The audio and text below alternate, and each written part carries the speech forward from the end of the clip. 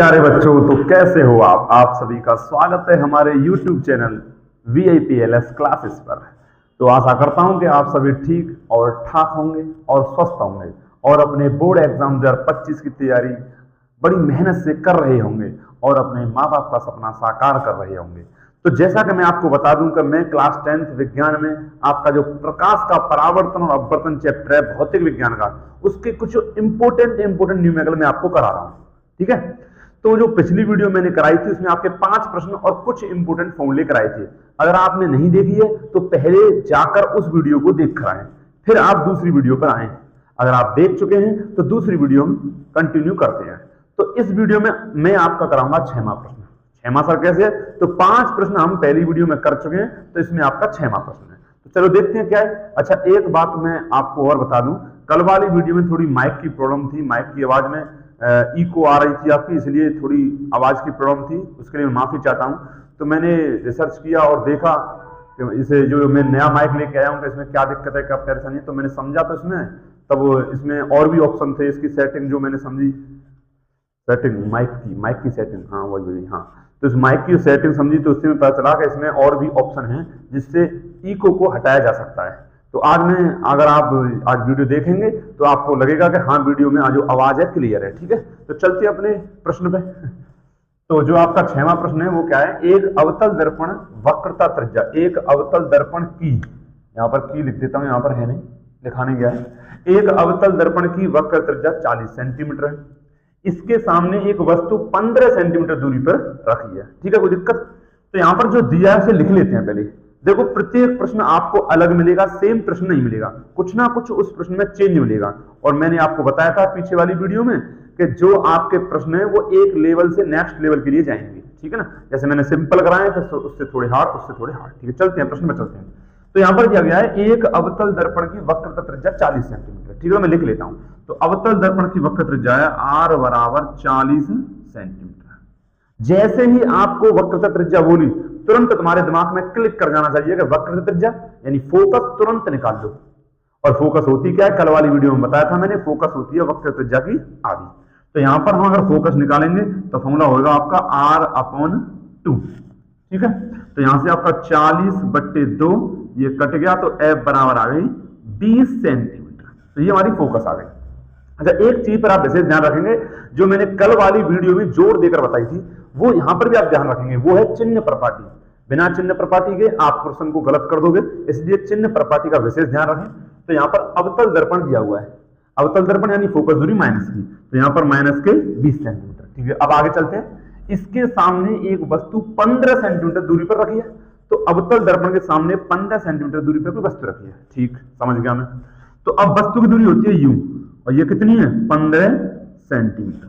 क्या ये सही लिखा है? नहीं, बिल्कुल सही। यहां पर माइनस आएगा तो ये हो जाएगा माइनस के 15 सेंटीमीटर। अब मुझे निकालना क्या है? प्रतिबिंब की स्थिति बताइए, इसका किरण आरेख। तो इस प्रश्न में ये जो नया जोड़ा गया है किरण आरेख, अभी तक मैंने ऐसा प्रश्न नहीं कराया है, तो इसलिए आपके लिए अगला नया प्रश्न है। तो प्रतिबिंब की स्थिति हम निकाल सकते हैं, पीछे वाले प्रश्नों में निकाली है। तो V निकालते हैं पहले। तो V जब भी बात करें निकालने की, तो डायरेक्ट हमारे पास फॉर्मूला है V बराबर क्या है? बोलो, V बराबर UF/U माइनस F। तो UF/U-F, इसमें आप मान रख सकते हैं, आपको सब दिए गए हैं। तो U हो गया माइनस के 15, F हो गया माइनस के 20, U हो गया माइनस के 15, और माइनस ये है और F है माइनस के 20। तो ऊपर माइनस माइनस प्लस हो जाएगा आपका, और ये हो जाएगा 300। ठीक, गुणा भाग आप जानते ही हो। अब इधर हो जाएगा माइनस के 15 और माइनस माइनस प्लस के 20। ठीक है, अब बचा कितना? 300/20 में से माइनस 15 गए तो 5 प्लस के, और 5 से कट गया 60 बार। तो V बराबर आया हमारा 60 सेंटीमीटर। लेकिन अगर आप यहां पर ध्यान दें तो आपको पता चलेगा कि जो V आया है वो प्लस का आया है, यानी कहीं ना कहीं यहां पर जो प्रतिबिंब है वो आभासी है, और आभासी है तो सीधा है। पेपर में अगर प्रश्न ये आता और इसमें पूछता कि प्रकृति क्या है, तो आप यहां पर प्रकृति लिख सकते थे कि आभासी और सीधा है। ठीक है, अच्छा, अब आगे प्रश्न में कहा गया है किरण आरेख भी खींचो। तो हमें किरण आरेख खींचना आना चाहिए। तो देखें, इस प्रश्न में ये किरण आरेख नया है, तो कैसे खींचते हैं ध्यान से देखें आप। तो अवतल दर्पण की बात कर रहा है, तो सबसे पहले हम एक काल्पनिक अवतल दर्पण बना लेंगे।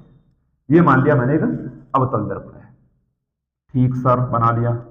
अब इसका जो मध्य बिंदु है वो होता है ध्रुव P, ठीक है, और इसका जो केंद्र है वो मान लिया मैंने यहां पर कहीं, यहां पर इसके सामने एकदम C वक्रता केंद्र, और C से P कर होकर जाने वाली रेखा क्या कहलाती है आपकी मुख्य अक्ष, तो ये कहलाएगी आपकी मुख्य अक्ष।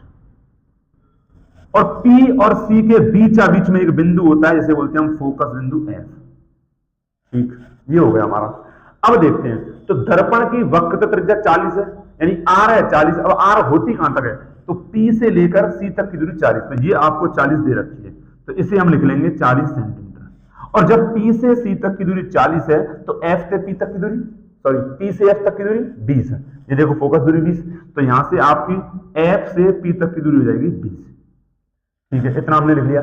अब इस दर्पण के सामने कोई वस्तु 15 सेंटीमीटर दूरी पर रखी है, तो आप बता सकते हैं कि इसमें 15 सेंटीमीटर दूरी कहां है, बताओ, बिल्कुल सही, तो यहां पर इसमें 15 सेंटीमीटर दूरी होगी P और F के बीच में, बिल्कुल, क्योंकि अब मैं यहां से चला, मैंने क्या बताया था कल आपको कि जितनी भी दूरियां हैं वो दर्पण के ध्रुव से, तो दर्पण से ध्रुव से यहां पर 15 सेंटीमीटर आपकी कहीं यहां कहीं पर आ जाएगी, ये यहां, क्योंकि यहां तक आपका 20 है तो लगभग ये 15 होगा, ये इधर 5 होगा, तो ये वस्तु की स्थिति मिल गई। अब इस वस्तु की स्थिति का हमें कर्णारेख खींचना है, तो ये कौन सी स्थिति है, तो आपने अवतल दर्पण की 6 स्थितियां पढ़ी होंगी जब प्रतिबिंब बनाया हुआ। अब 6 स्थितियों में सबसे 6वीं स्थिति है, इंपोर्टेंट स्थिति है वो, उसमें कहा गया है कि जब कभी वस्तु फोकस और ध्रुव के बीच रखी हो तो उसका प्रतिबिंब आभासी सीधा दर्पण के पीछे बनता है। तो हम बनाते हैं, देखो, तो प्रतिबिंब बनाने के 4 नियम है आपके, तो उन 4 में से आप कोई 2 लगा के प्रतिबिंब बना सकते हो। तो मैं इसमें पहला नियम लगाता हूं कि अगर आपकी वस्तु है इससे कोई प्रकाश कण मुख्य अक्ष के समांतर गई, ये मुख्य अक्ष है, और मुख्य अक्ष समांतर गई तो ये निकलेगी, हमेशा ध्यान रखें मुख्य अक्ष के समांतर जाने वाली प्रकाश कण है, जाने वाली प्रकाश कण है फोकस से होकर जाती है, तो ये आपकी फोकस से होकर निकल जाएगी, ये फोकस से होकर निकल गई, एक नियम लग गया। दूसरा नियम, दूसरा भी है, तीसरा भी है, चौथा भी है, ऐसे टोटल आपके प्रतिबिंब बनाने के 4 नियम है, तो मैं इसमें सीधे डायरेक्ट 4th लगाता हूं जो आपका चौथा नियम है। तो चौथा नियम है कि जितने कोण पर आपकी ध्रुव पर प्रकाश कण आएगी उतने ही कोण पर यह परावर्तित हो जाएगी। पढ़ाई होगा आपने, आपतन कोण बराबर परावर्तन कोण, ठीक है, यहां समझ पा रहे हो। तो यहां पर ये समांतर प्रकाश कण टकरा के इधर निकल गई फोकस से, और एक गई ध्रुव पे, जितने कोण पर आई उतने कोण से नीचे निकली। तो अब बताइए आगे कहीं मिल जाएंगी, सर बिल्कुल नहीं मिलेंगी, लेकिन लेकिन लेकिन लेकिन पीछे मिल जाएंगे। तो अगर मैं इन्हें पीछे बैक करूं तो ये पीछे मिल जाएंगे, तो हम इन्हें बैक करते हैं पीछे डॉट डॉट में, ठीक है, ये ध्यान रखें आप, ये आपको आना चाहिए, तो ये डॉट डॉट में पीछे मिल जाएंगे, तो यहां पर आपकी ये मिल गई। अब जिस बिंदु पर मिली है उस बिंदु से नीचे की ओर एक लाइन खींचें और वही आपकी प्रतिबिंब कहलाएगी। अब चाहें तो आप इस प्रतिबिंब की प्रकृति लिख सकते हैं। तो देखो प्रकृति आपको ना याद नहीं करनी है, ये बात ध्यान रखें, प्रकृति आपको याद नहीं करनी है। प्रकृति अगर आपको किरण आरेख बनाना आता है तो प्रकृति आप खुद भी लिख सकते हो।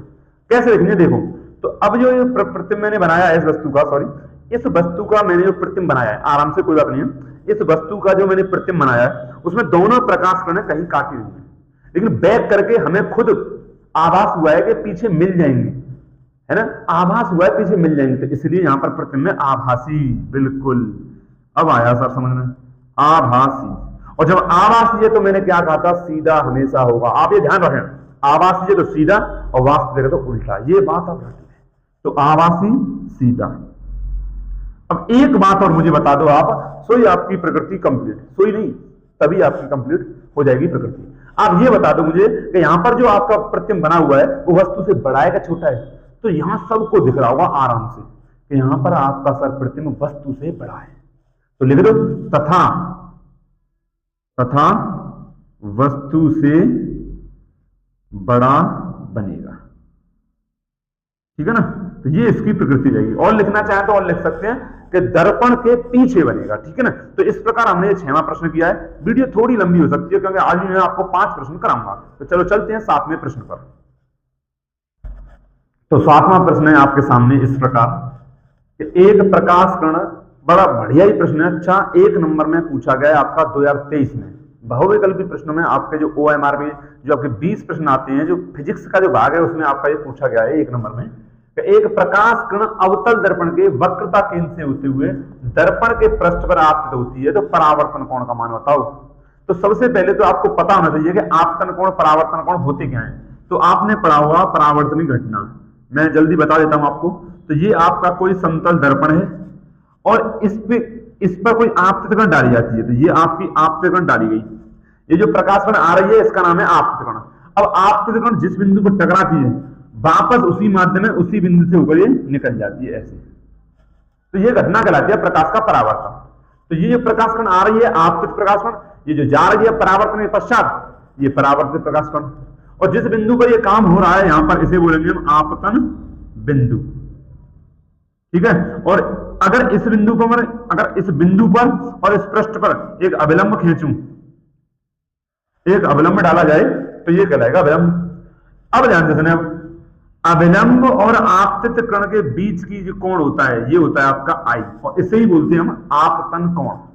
और अभिलंब और परावर्तित कण के बीच का कोण होता है आर, परावर्तन कोण।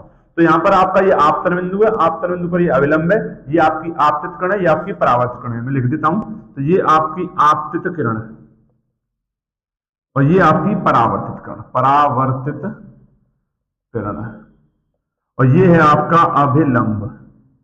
तो यहां पर अभिलंब का बड़ा अच्छा रोल है, क्योंकि अभिलंब से आपतित कण के बीच का जो कोण है वो आपतन कोण आई है, और अभिलंब से परावर्तित कण के बीच का कोण वो आर है। और ये जो पूरी घटना है इसे ही बोलते हैं हम प्रकाश का परावर्तन। तो अब देखते हैं इस प्रश्न में क्या पूछा हुआ है। तो देखो, एक प्रकाश कण अवतल दर्पण के वक्रता केंद्र से उत्तेजित हो जाती है। तो देखो, ये मैं पहले अवतल दर्पण बना लेता हूं। तो ये मैंने अवतल दर्पण बना लिया, बिल्कुल सही सर, और पीछे पॉलिश कर दी। ठीक, ये हो गया इसमें ध्रुव पी, ये हो गया एफ, कल क्या बताया था मैंने, पीएफसी, पेप्सी। तो यहां पर अवतल दर्पण के वक्रता केंद्र से होते हुए, अब कोई जो प्रकाश कण है वो वक्रता केंद्र से होते हुए दर्पण के पृष्ठ पर आपतित होती है। तो यहां से मैं एक प्रकाश कण भेजता हूं, देखो, तो यहां पर ये गई प्रकाश कण अवतल दर्पण के वक्रता केंद्र से और सीधी जाती है। अब सीधी जाकर होता क्या है, तो आपने प्रतिबिंब बनाने का तीसरा नियम पढ़ा होगा। वो नियम क्या है, वो नियम है कि जब कोई प्रकाश कण वक्रता केंद्र से जाती है तो परावर्तन के पश्चात वापस उसी मार्ग पर लौट आती है। ऐसा होता क्या है सर, ये वापस लौट क्यों आती है? तो यहां पर आप ध्यान से सुने, अगर मैं आपके सामने एक समतल सरफेस बनाऊं और मैं आपसे कहूं कि यहां पर अभिलंब बनाओ, तो आप इसके लंबवत जो लाइन है वो खींच दोगे ऐसे करके, तो सर ये अभिलंबवत हो गई, क्योंकि इसके इधर वाला भी 90 डिग्री है, इधर वाला भी 90 डिग्री है। लेकिन अगर मैं आपसे ये सतह जो समतल दी गई है ये सतह समतल ना दूं, मैं आपको सतह दूं गोली सतह, ऐसे इस प्रकार, ये गोली सतह है और इस गोली सतह का केंद्र है यहां पर। अब मैं कहूंगा इस बिंदु पर लंबवत रेखा खींचो, लंबवत। तो अब बताओ आप कैसे खींचोगे, बताओ। तो ध्यान सुने, ध्यान से मेरी बात यहां पर सुने कि अगर कोई गोल सतह है उसके किसी भी बिंदु पर आपको अभिलंब खींचना है, तो वो अभिलंब उसके वक्रता केंद्र से होकर जाना चाहिए, तभी हम कहेंगे उसे अभिलंबवत। यानी कि अगर आप इसकी तरह ही इस पर अगर सीधी लाइन खींचते हो यूं, तो ये अभिलंब नहीं है। तो सर अभिलंब क्या है? तो इस बिंदु पर अभिलंब वो ये वाली लाइन होगी, ये वाली लाइन अभिलंब होगी। सर कैसे? तो इससे अगर पीछे बैक करेंगे तो ये कहां से होकर जा रही है? वक्रता केंद्र यानी कि केंद्र से। जो गोलीय सतह है उसके बैक करने पर उसके पीछे से होकर जाएगी। यानी कहने का मतलब यह है कि अगर कोई आपकी लाइन ऐसी है जो गोलीय सतह पर अभिलंबित है, तो वो पक्का आपकी वक्रता केंद्र यानी उस गोलीय सतह के उस वृत्त के केंद्र से होकर जाएगी बैक करने पर। तो ये आप ध्यान रखें, ये यहां पर अभिलंब नहीं है, अभिलंब आपका ये है, इसके इधर भी 90 डिग्री है, इधर भी 90 डिग्री है। ठीक है। तो यहां पर जो प्रकाश कण आ रही है, ये जो वक्रता केंद्र से होकर जा रही है, ये वापस यहां टकराती है और वापस ये लौट जाती है। क्यों सर ऐसा कैसे होता है? तो अब यहां पर देखो आप, तो अब ये प्रकाश कण मैंने इधर थीटा कोण पर डाली थी, तो उधर परावर्तन के पश्चात थीटा कोण पर निकल गई। ये मैंने ऐसे डाली थी, यहां पर ये प्रकाश कण इधर साइड है, ये ऐसे आई कोण पर, और ये आपकी यहां टकराई और ऐसे निकल गई। कितने कोण पर? आर कोण पर। और परावर्तन की घटना में आप एक बात ध्यान रखें कि यहां पर आपतन कोण होता है वो परावर्तन कोण के बराबर होता है। अब अगर मैं प्रकाश की किरण थीटा कोण पर ना डालूं अभिलंब से, मैं सीधे अभिलंब के ऊपर ही डाल दूं यूं ऐसे, समझे? यहां ध्यान से सुने भैया, अगर मैं प्रकाश कण जो आपतित कण प्रकाश डाल रहा हूं मैं, अगर वो प्रकाश कण में अभिलंब से थीटा कोण पे ना डालूं, ठीक है, अगर मैं सीधे अभिलंब के ऊपर ही डाल दूं तो फिर सर क्या होगा? तो यही काम जैसे यहां हो रहा है ना, वो यहां होगा। तो यहां पर अभिलंब के अनुदिश अगर मैं प्रकाश कण डालूंगा तो ये टकराएगी और वापस लौट जाएगी। तो अब बताओ इस स्थिति में अविलंब और आपतित कण के बीच कोण कितना है? 0, क्योंकि अविलंब भी यही है और उसके ऊपर ही तुम प्रकाश कण डाल रहे हो। अगर मैं इधर से डालता हूं तो ये हो जाएगा आपका आपतन कोण, लेकिन ये प्रकाश कोण जो इधर से आ रही है वो ऊपर से आ रही है सीधी, तो अविलंब और आपतित कण तो एक ही हो गए, तो कोण कितना रहा? 0। तो आपतन कोण भी 0 है और परावर्तन की घटना में जितना आपतन कोण होता है उतना ही परावर्तन कोण होता है। तो यहां पर आपतन कोण भी 0, परावर्तन कोण भी 0। तो यहां पूछा क्या गया है कि वक्रता केंद्र से होते हुए दर्पण की पृष्ठ पर आपतित होती है, तो परावर्तन कोण बताओ। तो यहां पर ये प्रकाश कण वक्रता केंद्र से जा रही है, तो ये एक तरीके से अविलंब पर ही है, इसीलिए ये टकराई है और वापस लौट रही है। तो यहां पर आपका आपतन कोण की बात करूं मैं, आपतन कोण की अगर मैं बात करूं, जिसे हम व्यक्त करते हैं कोण आई से, ये है आपका 0 डिग्री। और जब कोण आई 0 है तो कोण आई बराबर क्या होता है? कोण आर। तो यहां पर आपका परावर्तन कोण भी हो जाएगा सर 0 डिग्री। परावर्तन कोण कोण आर हो जाएगा 0 डिग्री। तो इसका ये आपका आंसर हो जाएगा। पेपर में पूछा गया प्रश्न है, विद कॉन्सेप्ट मैंने आपको ये समझाया, ठीक है ना। जब कभी भी एक समतल सरफेस है तो उसके ऊपर अविलंब ये होगा, ठीक है। लेकिन अगर कोई गोलीय सतह है तो उस पर अविलंब ध्यान रखें, ऐसी लाइन खींचो आप उस पर जो बैक करने या पीछे उसके केंद्र पर मिले, तब उसे हम कहेंगे अविलंब, ठीक है। तो यहां पर वही काम हो रहा है कि जो प्रकाश कण आई है वो अविलंब के ऊपर ही आई है, और जब प्रकाश कण अविलंब के ऊपर ही आएगी तो टकरा के वापस सीधे ऊपर ही लौट जाएगी। और जब अविलंब के ऊपर आ रही है तो वहां पर कोण आई भी 0 है, और परावर्तन घटना में सर हमने पढ़ा है कोण आई बराबर कोण आर। तो कोण आई 0 तो कोण आर भी 0। तो ये जो प्रश्न है तो आपका 1 नंबर का, लेकिन कॉन्सेप्ट आपका क्लियर होना चाहिए, ठीक है। तो इस प्रकार मैंने आपका 7वां प्रश्न किया है। अब चलते हैं 8वें प्रश्न पर, ठीक है। तो 8वां प्रश्न है आपके सामने, देखें किस प्रकार है। एक मोटर बाइक में 2 मीटर वक्रता त्रिज्या का उत्तल दर्पण लगा है। तो सबसे पहले तो मैं आपको ये बताऊंगा कि जो आपकी मोटर बाइक हो या कार हो या ट्रक हो या बस हो, कोई सा ही वाहन हो, तो उसका जो साइड वाला शीशा होता है ना, जिससे ड्राइवर पीछे देखता है, कोई पीछे आ तो नहीं रहा, साइड वाला शीशा, वो आपका उत्तल दर्पण होता है। अब अगर आप ये पूछते हो कि सर क्यों होता है, तो कमेंट करके मुझे बोल दें कि सर ये क्यों होता है, तो मैं उसके लिए आपको जो उत्तल दर्पण के उपयोग हैं और अवतल दर्पण के उपयोग हैं उसकी आपको एक 5 या 4 मिनट की वीडियो अवश्य डाल दूंगा, ठीक है। तो उत्तल दर्पण लगा होता है, आप ये सबसे पहले तो ये ध्यान रखें, ठीक है। प्रश्न पेपर में पूछता है, ठीक है। तो उत्तल दर्पण लगाए और उसकी वक्रता त्रिज्या 2 मीटर। तो लिख लेता हूं मैं कि वक्रता त्रिज्या दे रखी है r बराबर 2 मीटर। तो जैसे ही वक्रता त्रिज्या दिखे तुरंत फोकस दूरी, तुरंत। तो फोकस दूरी सर हमको पता है r/2, 2/2, 2 से 2 कट गया सर, f आ गई 1 मीटर, ठीक है। अच्छा सर प्लस के माइनस प्लस, उत्तल दर्पण फोकस दूरी प्लस, ठीक है। अच्छा उसके पीछे कोई दूसरा मोटर बाइक सवार जब उससे 4 मीटर दूरी पर होता है, ये क्या सर? तो ये जो बाइक चल रही है जो उसमें उत्तल दर्पण लगा हुआ है उसकी फोकस दूरी है 1 मीटर। अब उससे कोई बाइक सवार 4 मीटर दूरी पे, यानी उस मोटर बाइक से सवार से पीछे 4 मीटर, यानी उस दर्पण से पीछे, तो उत्तल दर्पण से 4 मीटर पीछे दूरी पर कोई बाइक सवार है दूसरा वाला। तो यानी उस बाइक सवार वो क्या है? वस्तु है। भाई दर्पण से कोई बाइक सवार हो, मोमबत्ती की बात करे, किसी की बात करे, तो वस्तु का कार्य करती है। तो यहां पर वस्तु की दूरी जो u है वो है आपकी -4 मीटर। सर समझ गए माइनस क्यों लगाया आपने? तो 4 मीटर दूरी पर है। तो उस समय पहले वाले बाइक सवार के दर्पण में दूसरे का प्रतिबिंब, टेंशन नहीं, मैं बताता हूं आपको क्या है। तो 4 मीटर दूरी पे पीछे वाला बाइक सवार चल रहा है। तो प्रश्न सिंपल है, भाषा थोड़ी लंबी है, ठीक है ना।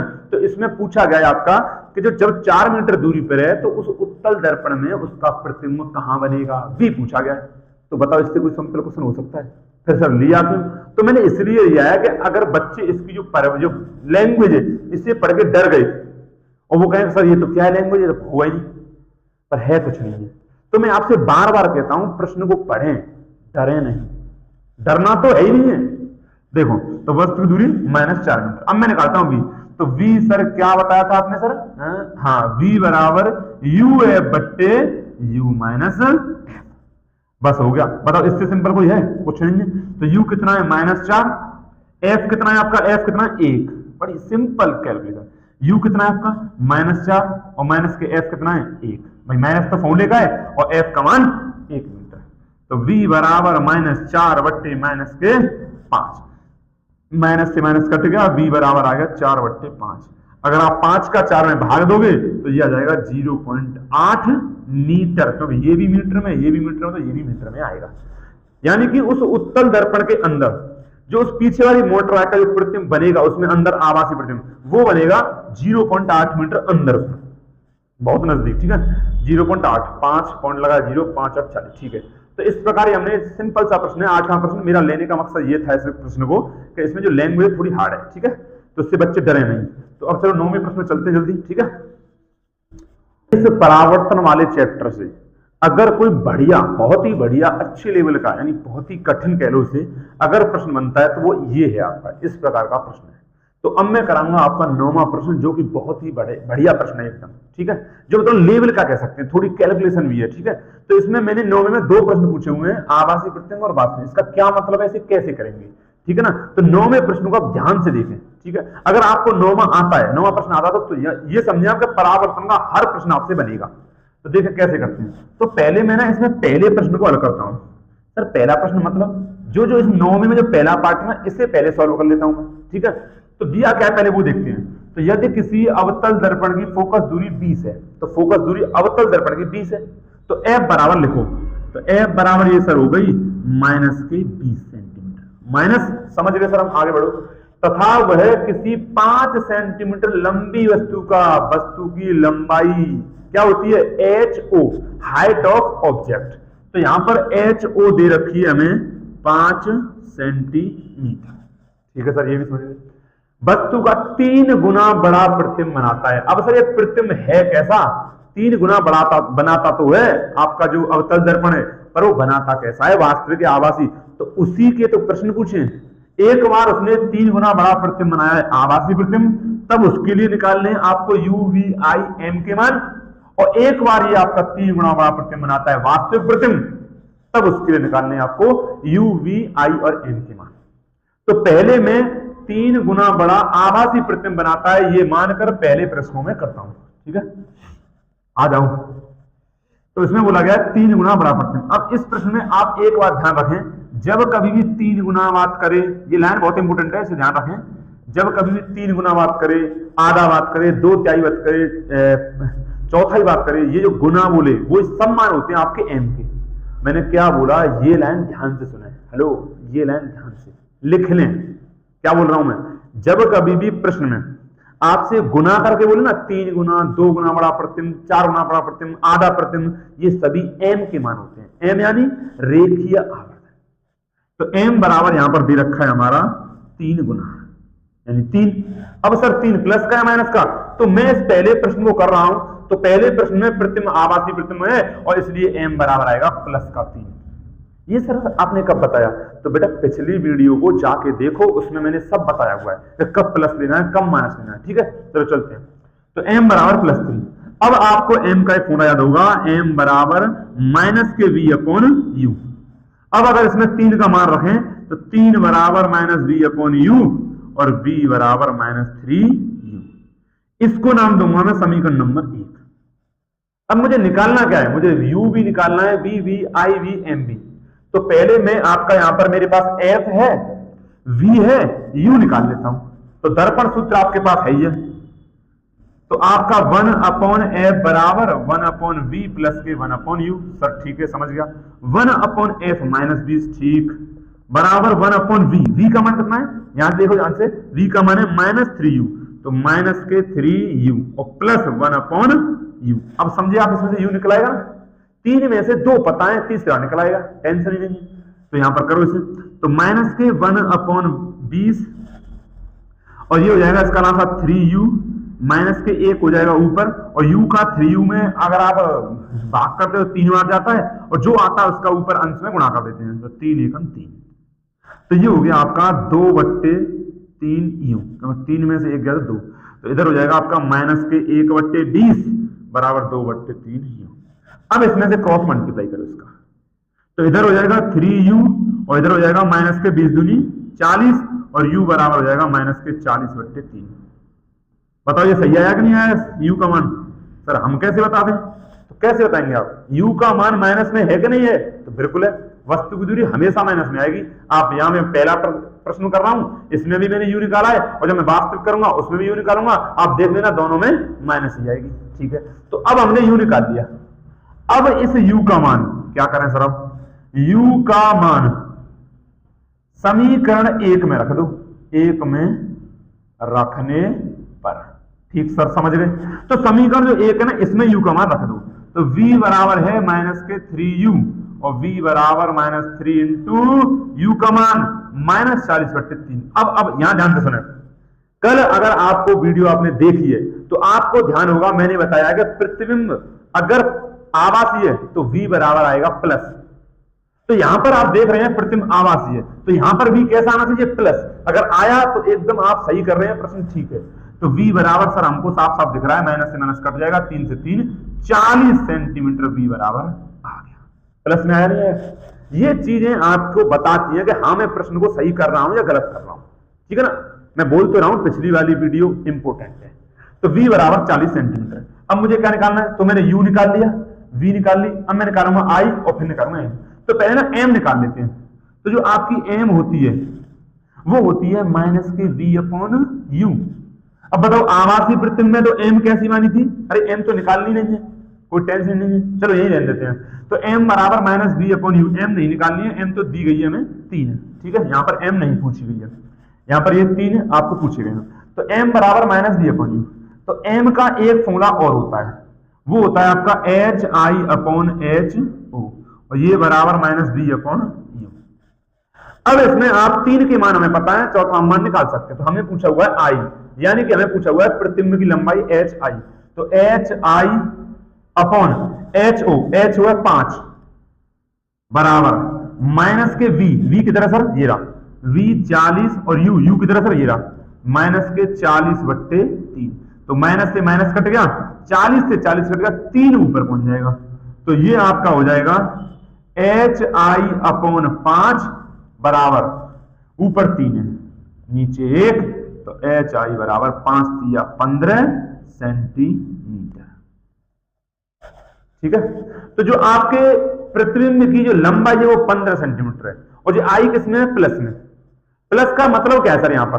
तो अगर आपके प्रतिबिंब की लंबाई प्लस में आती है तो इसका मतलब यह है कि जो आपका प्रतिबिंब है वो मुख्य अक्ष के ऊपर है, और अगर आपकी प्रतिबिंब की लंबाई माइनस आती है तो यूं समझो कि प्रतिबिंब आपका मुख्य अक्ष के नीचे है।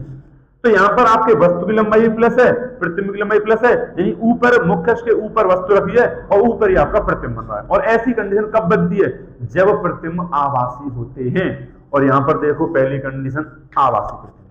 ठीक है, अब मैं करता हूं दूसरे प्रश्न को। ठीक है, तो अब देखें आप इसी 9 में आपका दूसरा प्रश्न। यहां पर जो पहला प्रश्न था उसमें यहां पर 3 गुना बड़ा आभासी प्रतिबिंब बनता है, उस प्रकार था। यहां पर आपका 3 गुना बड़ा अवास्तविक प्रतिबिंब बनता है। तो दूसरा प्रश्न में करता हूं। सबसे पहले मुझे दिया क्या गया है? तो ये जो अवतल दर्पण की फोकस दूरी है वो आभासी प्रतिबिंब के लिए भी वही है और वास्तविक प्रतिबिंब के लिए वही है, क्योंकि जो दर्पण है वो तो एक ही है। तो यहां पर फोकस दूरी हो जाएगी आपकी माइनस के 20 सेंटीमीटर, और आप जानते हैं माइनस क्यों लगाया मैंने, क्योंकि अवतल दर्पण है तो माइनस आएगी। तथा वो है 5 सेंटीमीटर लंबी वस्तु, यानी HO 5 सेंटीमीटर, और वस्तु की लंबाई हमेशा प्लस ऊपर आ जाएगी। प्लस को आगे लिखो या मत लिखो कोई टेंशन नहीं है। ठीक है, अब आगे बोला गया है वस्तु का 3 गुना बड़ा। पहली बात तो यह कि m का मान है, अभी मैंने बताया आपको, तो ये m का मान हो गया आपका 3। रुक क्यों है सर? तो अब यहां सोचने वाली बात है कि यहां पर वास्तविक प्रतिबिंब है, और वास्तविक प्रतिबिंब के लिए m होता है आपका ऋणात्मक। तो यही ध्यान रखें आप, m बराबर -3। अब अगर आप ऊपर से सभी चिन्ह सही लगाते हैं तो आपके आंसर एकदम एक्यूरेट आएंगे, जैसे कि आप सोच रहे हैं कि u माइनस में आना चाहिए, वो उसमें आना चाहिए, बिल्कुल। तो अब मेरे पास m बराबर -3 आ गई। अब m का जो फॉर्मूला होता है वो क्या होता है? m बराबर माइनस के v/u। अब m का मान कितना है? -3, तो बराबर माइनस के v/u, माइनस से माइनस कट गया, v बराबर आ गया 3u। इसे बोल दूंगा मैं समीकरण नंबर 1। जैसे पिछला वाला प्रश्न किया ऐसे ये करेंगे हम। अब मेरे पास v है, f है, तो u निकाल लूं, क्योंकि दर्पण सूत्र में 3 में से 2 हो तो तीसरी निकाल लेते हैं हम। तो 1/f बराबर 1/v प्लस के 1/u। सर आप वो क्यों नहीं लगा रहे v बराबर u f बट्टे u माइनस f? देखो उसे लगाने से भी ये हो जाएगा, लेकिन मैंने क्या बताया, जब कभी आपको प्रतिबिंब की दूरी पूछे तब डायरेक्ट मेथड से लगाने का है, ठीक है। तो जब प्रतिबिंब की दूरी नहीं पूछता है तो आप ऐसे यूज करें 1/f माइनस के 20 1/v, v का मान 3u और प्लस के 1/u, तो माइनस के 1/20 3u आ गया आपका लासा, 3u का 1 में 1, u का 3u में 3 का 3, तो ये आ गया 4/3u। तो माइनस के 1/20 बराबर 4/3u, ये 4 में ऐसे लिख देता हूं, ठीक है। अब क्रॉस मल्टीप्लाई सर हो गया 3u बराबर 20 80 माइनस के, और u बराबर माइनस के 80/3। सर ने जो बोला था वो आ गया। u क्या बोला था मैंने, माइनस का, वहां भी यहां भी, तो वास्तविक मतलब वस्तु की दूरी हमेशा आपकी माइनस में ही आएगी। तो u हम निकाल चुके हैं, अब हमें निकालना है v, तो वही करेंगे जो u का मान है वो समीकरण 1 में रख देंगे। तो समीकरण 1 में रखने पर, तो यहां पर आप एक भविष्यवाणी कर सकते हैं। क्या भविष्यवाणी है कि सर मैं आपको बता रहा हूं कि यहां पर जो v है ना वो माइनस की आएगी, तो आपने अगर आपका जो मैं क्या बता रहा हूं आपका यदि कॉन्सेप्ट क्लियर है हर चीज से, तो आप आगे की भविष्यवाणी कर सकते हैं कि सर यहां पर ये होने वाला है, सर यहां पर ये होगा और वही होगा। कैसे बताया आपने, v बराबर माइनस आएगा, क्योंकि वास्तविक प्रतिबिंब में और वास्तविक प्रतिबिंब के लिए v हमेशा माइनस का आता है, तो यहां पर जो v निकालूंगा ना वो माइनस का आएगा। तो समीकरण 1 लेते हैं, तो v बराबर 3u, v बराबर 3 गुणा u माइनस 80/3, 3 से 3 कट गया, v बराबर माइनस 80 आया कि नहीं आया माइनस में, आ गया। तो v बराबर माइनस 80 हो गया। तो हमने u निकाल लिया, v निकाल लिया, अब i निकालेंगे। तो आपको अभी मैंने फॉर्मूला लिखाया ये कि HI/HO बराबर -v/u। अब यहां पर सोचो, अब आप ये भी बता सकते हो कि HI सर प्लस आएगा या माइनस, तो आप ये भी भविष्यवाणी कर सकते हो। तो बताओ HI कैसा आएगा, बिल्कुल सही माइनस। कैसे आएगा, अभी मैंने बताया था कि आभासी प्रतिबिंब में वस्तु मुख्य अक्ष के ऊपर और प्रतिबिंब मुख्य अक्ष के ऊपर, लेकिन वास्तविक प्रतिबिंब जितने ही बनते हैं उसमें वस्तु मुख्य अक्ष के ऊपर और प्रतिबिंब मुख्य अक्ष के नीचे, ठीक है। तो यहां पर HI/HO बराबर माइनस की, v कितना है, v कितना है -80 और बट्टे u कितना है -80/3। तो 80 से 80 कट गया, माइनस से माइनस कट गया, 3 चला जाएगा ऊपर, और HI/HO का मान रहेगा सर कहां है, ये रहा मिलेगा, HO का मान 5 और बराबर ऊपर चलाएगा 3/1 क्रॉस मल्टीप्लाई, तो HI आ जाएगा आपका 15 सेंटीमीटर। दिख तो रहा होगा, मैं यहां लिख देता हूं। तो ये आपका H आएगा वो आएगा 15 सेंटीमीटर माइनस के, ये माइनस चिन्ह यहाँ बचा हुआ, ये माइनस के आ जाएगा, ये जो माइनस चिन्ह, एक माइनस से माइनस कटेगा, एक माइनस यहाँ पर बचा हुआ, तो माइनस के 15 आपका आ जाएगा, ये आंसर आपका आ जाएगा। तो इस प्रकार हमने आपका v निकाला, u निकाला और h निकाला। तो अगर आपका कॉन्सेप्ट क्लियर है तो आप भविष्यवाणी कर सकते हो, अन्यथा आप कुछ प्रश्न भी गलत कर दोगे और कुछ नहीं कर पाओगे। तो ये हमने 9वां प्रश्न किया है। अभी आपको हारना नहीं है, जोश रखना है, अभी यही तो टाइम है आपको जोश रखने का, ज्यादा समय नहीं है बच्चा, अभी क्या है, कुछ नहीं है, बस ये जनवरी निकल गई, फरवरी आ गए पेपर, हारना नहीं है, यही लास्ट समय आपको, ठीक है ना। ज्यादा से ज्यादा हो सके आपको पीछे के चैप्टर रिवाइज करने हैं, पढ़ो जितना हो सके, टाइम निकालो, ठीक है ना। तो अब यहां पर मैंने आपको 9वां प्रश्न कराया है, अब मैं 10वां प्रश्न लास्ट लेता हूं, ठीक है। सोच रहा था कि मैंने इस चैप्टर में सब तो प्रश्न करा दिए, 9 ही हो गए वो, यानी कठिन से कठिन सरल से सरल हो ही गए, तो 10वां कहां से आएगा। आप भी सोच रहे होंगे कि सबने 9वां ही सबसे कठिन जो बनने वाला इस चैप्टर से वो करा ही दिया, तो 10वां सर कौन सा प्रश्न कराएंगे। तो कुछ नहीं है, वैसे 10वां प्रश्न तो है नहीं है, बस पर मैंने ले लिया, ये प्रश्न आपका टिक मार्क में बन जाता है, जो ऑप्शन आते हैं उसमें बन जाता है, आपको इसका आंसर पता होगा, मैं अच्छी तरह जानता हूं। तो देखो मैं समतल दर्पण की फोकस दूरी की बात कर रहा हूं, अगर ये आपका एक ऑप्शन टिक मार्क में नंबर में बनता है तो आप इसका आंसर क्या कर सकते हैं। तो समतल दर्पण की फोकस दूरी कितनी होती है, तो आप सब जानते हैं, इसका आंसर है आपका अनंत। तो समतल दर्पण की फोकस दूरी है वो भी अनंत होती है, और वक्रता त्रिज्या की बात करें वो भी अनंत होती है। अच्छा, जब मैं समतल दर्पण बता ही रहा हूं तो पूरी ही बात क्यों ना बताऊं समतल दर्पण के बारे में।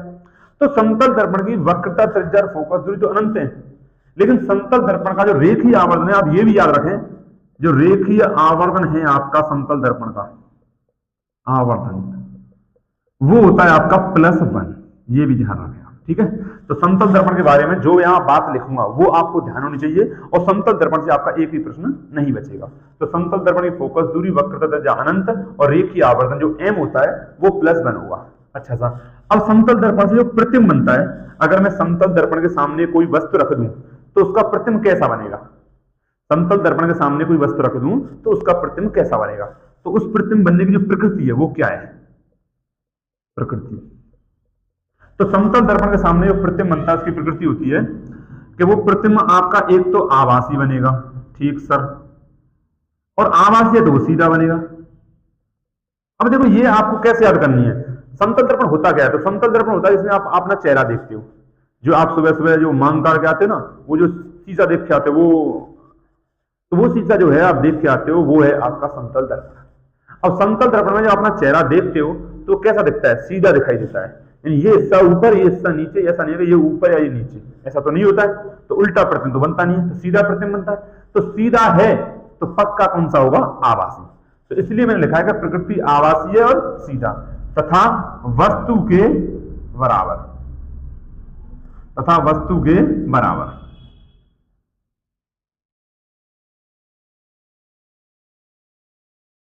वस्तु के बराबर। तो ये आपकी 3 बातें आप समतल दर्पण के बारे में ध्यान रखें। सर समतल दर्पण की परिभाषा आ जाए तो क्या लिखेंगे? तो ऐसा दर्पण जिसका परावर्तक पृष्ठ समतल होता है। क्या लिखेंगे? ऐसा दर्पण, ऐसा दर्पण जिसका परावर्तक पृष्ठ समतल होता है, समतल होता है, समतल दर्पण कहलाता है, समतल दर्पण कहलाता है। ये आप इसकी परिभाषा लिख सकते हो, ठीक है। और समतल दर्पण से और आपके पेपर में कुछ बनने वाला नहीं है। तो दर्पणों से संबंधित जितने भी आपके प्रश्न बनते हैं तो मैंने इसमें वीडियो में आपको करा दिए। तो मैं बीच में बच्चों को नहीं कह पाता हूं, ध्यान नहीं रहता है, कभी कभी ध्यान भी आ जाता है तो मैं कह देता हूं। तो प्लीज मैं यही कहना चाहता हूं और कहूंगा, क्या मेरे पास है भी क्या, तो बच्चों को बस यही कहना चाहूंगा कि वो अपने पेपर की अच्छी तैयारी करें। बात तो कुछ और है पर ये बीच में आ गई। तो मैं यही कहना चाहता हूं कि चैनल को यार लाइक करें, शेयर करें, और जो लाल वाला बटन है उधर वो प्लीज दबा दें, तो जिससे हमें मोटिवेशन मिलता है और क्या है, ठीक है। हाँ, तो ये भी मैं कहना ही चाह रहा था कि आप अपनी अच्छी तरह तैयारी करें, ठीक है, जिससे आपके अच्छे नंबर आए और आपके माँ बाप का सपना पूरा हो। मतलब कुछ नहीं, नंबर से होगा कुछ नहीं, पर यही है कि आपके जो माँ बाप के चेहरे पर एक मुस्कान आ जाएगी, बड़ी अच्छी सी मुस्कान, वो मुस्कान आपको बड़ी अच्छी लगेगी, बस यही है, ठीक है ना। और जो चार आदमी बात करेंगे कि अरे उसका लड़का फलाने का ढिकाने का, उसके इतने नंबर, तो आपके पिताजी का ना सिर ऊंचा होगा, अच्छा लगेगा, ठीक है ना। यही है, ठीक है। तो लाइक करें, शेयर करें, कमेंट करें। अगर वीडियो अच्छी लगी हो, अगर थोड़ी भी आवश्यकता लगती है तो प्लीज वीडियो को सभी को देखें और अपने दोस्तों को शेयर करें, सभी को बताएं, ठीक है। Thank you.